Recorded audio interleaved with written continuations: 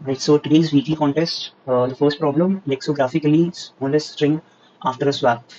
So basically we are given a string S and we are asked to sort it basically, but only when the parity is same of the adjacent elements and at most once. So only once we have to do it and then we break it out.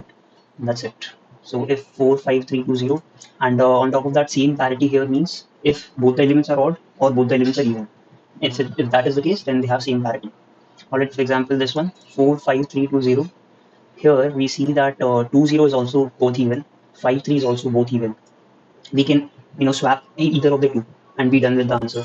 But we are given that we want the lexicographically smallest, right? So in that case, we begin from the first character so that the first swap that we do is going to essentially give us the smallest lexicographically string, right? So basically what we do is we traverse. Here we traverse like this. We check if we traverse till the before the last element because we are going to check it like this s of I, or let me just do that one thing, char first is equal to s of I, and similarly let me get the second element I plus 1. I did that, now you understand that before the last element because I'm doing I plus 1. So here this is the second element. If the first element is odd and the second element, sorry, even, and the second element is also even, or the first element is odd, first element is odd and the second element is also odd. And on top of that, we do another check since we should not swap it if they are already lexicographically small, right? So in that case, I'll do one more check like this. First is greater than second. In that case, we should swap. And if we swap, we break before that we swap. We get the character to a temporary variable, and we basically s of I plus 1 or s of I is equal to second, and s of, we don't need a uh, extra character, extra variable to do that swap since we have the variables. So this is good. We do a return s. That's it. Let's see if this works. Oh my god, this should be I plus 1. There's no change. When this works, let's submit it and see. The time complexity will be O of n and space will be O of 1. The second question says that we have a linked list and we are given a nums array. So if the value of that linked list of the node value is present in the nums, in that case we don't take that in the node. So we basically delete it. Now we can do this two ways. We can have a new node created, but we are going to do it in place. By in place, I mean that we are going to, let me explain. We are going to have 3 pointers. I think we can do it with 2 pointers. I'm not really very sure, but 3 pointers because the first pointer will be our answer or our head. This won't change. This will be initially null, and as soon as we encounter a value or node which is not present in nums, we straight away assign this to answer. That's it. We don't assign anything else to answer because this is our head. We have one more pointer called previous and one pointer called PTR. A pointer. That's our main pointer. So if pointer gets values which are present in nums, in that case we don't change previous. We just keep on changing PTR till we get a value which is suppose present. I mean not present in nums, so that we require that.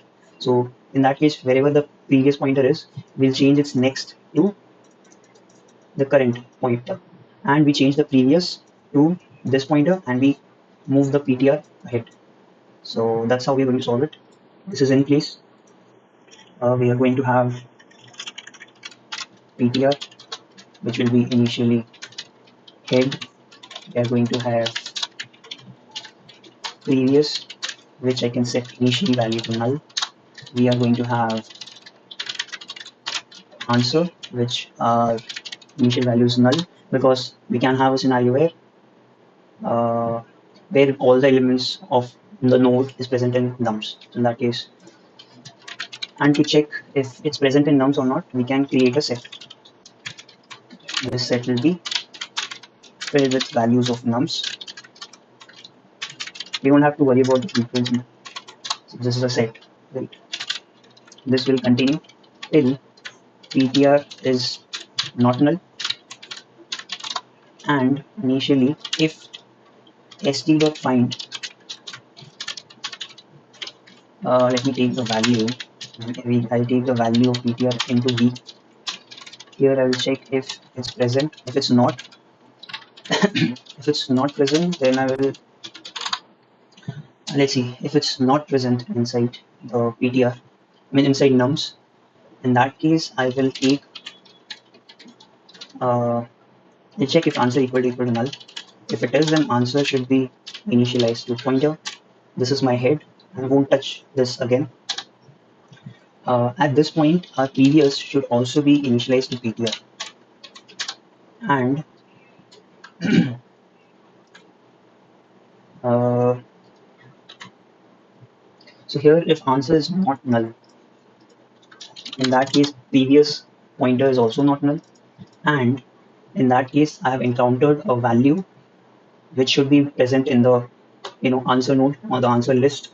So in that case, previous of next is equal to ptr of next, and here I'm going to change the previous to ptr, and every time I do this I'm changing the ptr to ptr next, and this is how I return answer. Let's see if this works. Oh, sorry, my bad. I think the previous is equal to ptr, previous next is equal to ptr next. uh, Alright, I think previous next by the end should be equal to null, isn't it? Because I think something is still going wrong. If answer is equal to null, in that case answer is initialized to ptr, previous is initialized to ptr, else previous next. Oh my bad. This should not be ptr next, because here I've encountered, I'm at a pointer which is a valid node, right? Which is a valid node.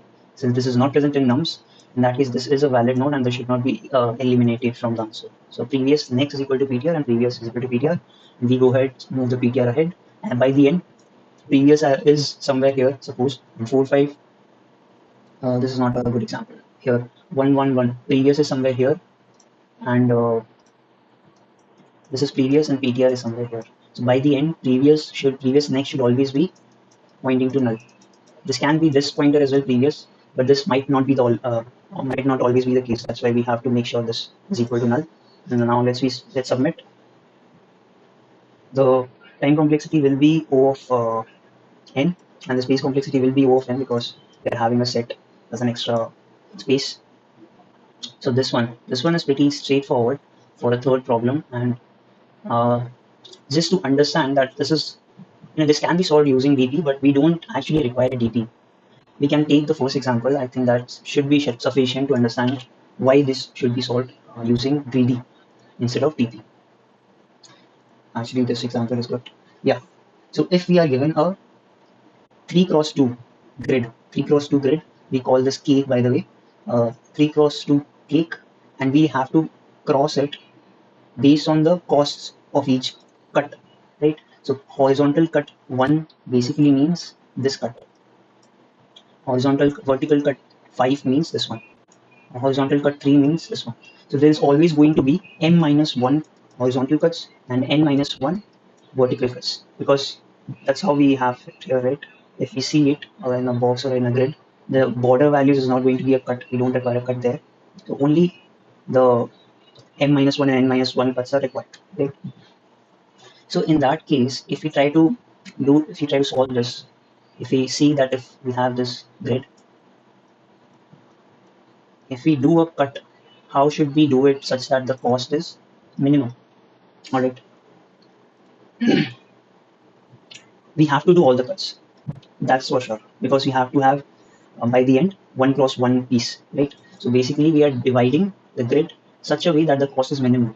Here if we divide vertical cut first, In that case, we have to do it only once because this is a bigger cost, right?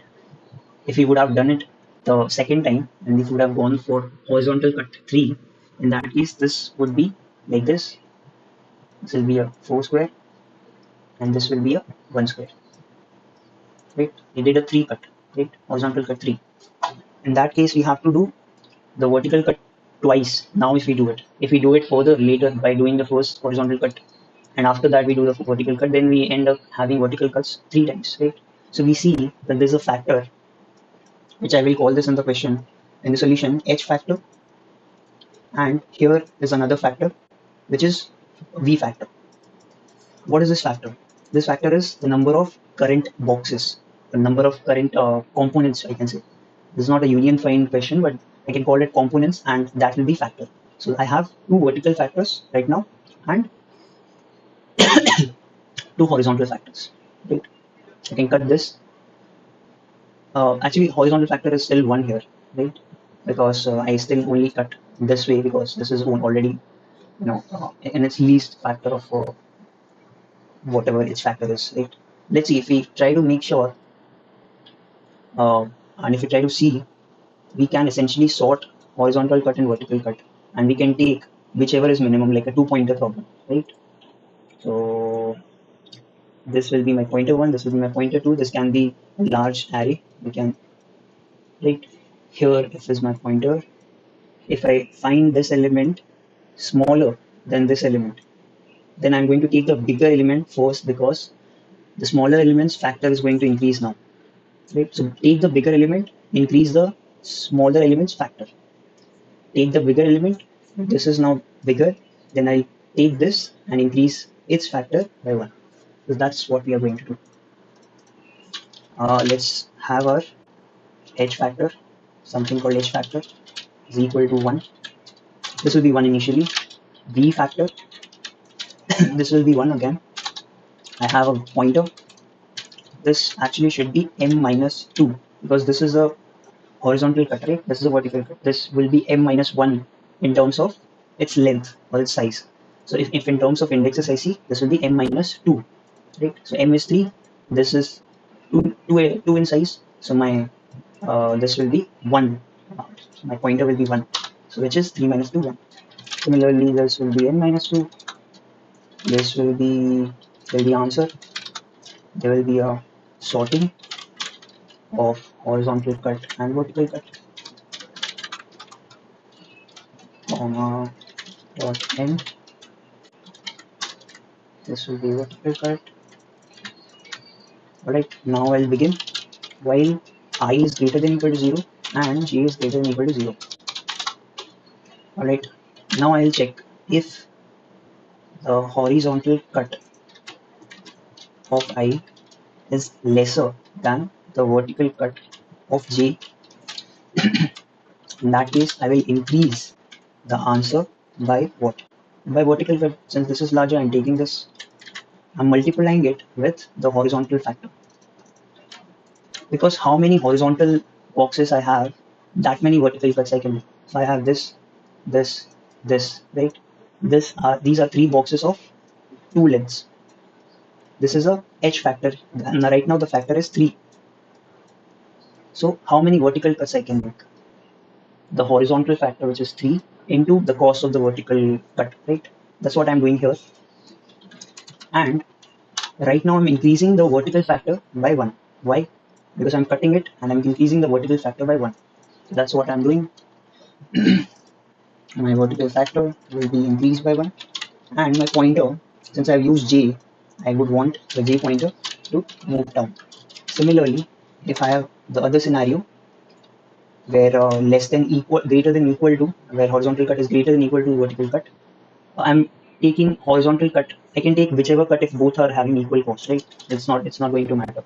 So I'll take horizontal cut, and this will be v factor right now. This will be h factor going to increase by 1, and the pointer will be 1 I decreasing by 1. Now by the end, I must have exhausted some or the other array. So I have to complete the remaining array for both because I don't know which has exhausted, right? So if j has exhausted, then I will be taken, and at this point I don't need to increase the edge factor because the other array has already exhausted, because that's why it's out of the first loop. Otherwise, if j is greater than equal to 0, in that case I'm going to take vertical cut. I'm going to not worry about increasing the other factor, and I'm going to return the answer. Let's see if this works. This should be I, by the way. Alright, so there should be a semicolon. Oh, there should be a semicolon. Let's see. Since I copy pasted, the mistakes also got copy pasted. Let's see if this works. It does. The time complexity will be n log n, irrespective of the traversal that you're doing, because n log n is going to be higher on the. Then it's going to, okay, there's a mistake. The h factor and the v factor. I'm taking h factor when I'm taking vertical cut. I'm taking vertical factor when I'm taking a horizontal cut. This should be I here. Now let's see. Yeah, it's 5%. Okay, this works, and time complexity will be n log n, and I'll copy the same code and I'll paste it here, because that's the same problem, and I'm solving it greedily, irrespective of the time constraints. This is you know this is still valid because we are doing it greedily, and because of the nature of the problem, we have to traverse all the horizontal and vertical cuts.